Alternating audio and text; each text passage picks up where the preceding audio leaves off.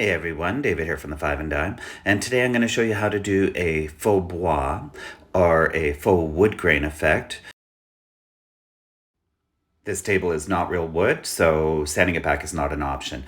So to begin with, I give it a good clean with white lightning, give it a good rinse with clean water. Once everything's dry, I'll come in and give it a coat of slick stick, wait a few hours, come back and give it a second coat of slick stick, and let it dry overnight. Slick stick is an adhesion primer that'll help to make sure I have a surface that'll take the paint.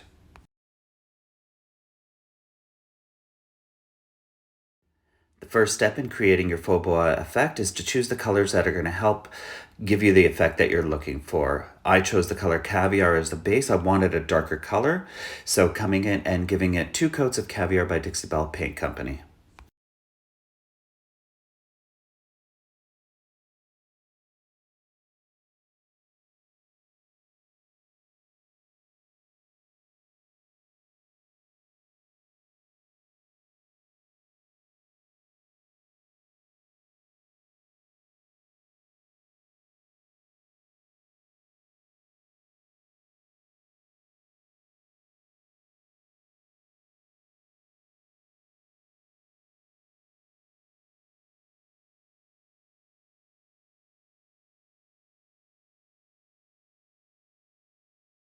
Once that's completely dry, I'm coming in using the color chocolate as part of my grain effect and a wood graining tool, and just going in and wiping off the excess on the wood graining tool and going back and forth to create the effect I want. The great thing is, if I don't like it, I paint over it.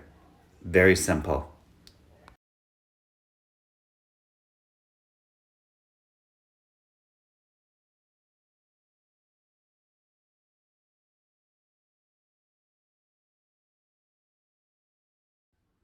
I love how I actually got a texture on the top of this table as well. And again, because it's not real wood, this actually gave it a faux grain that actually had a raised area to it as well. So it actually felt like grain. Say hello to Butler there.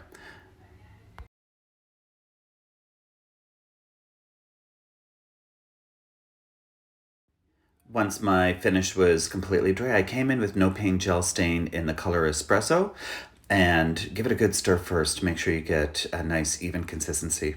And just using a sponge coming in and wiping over the whole surface.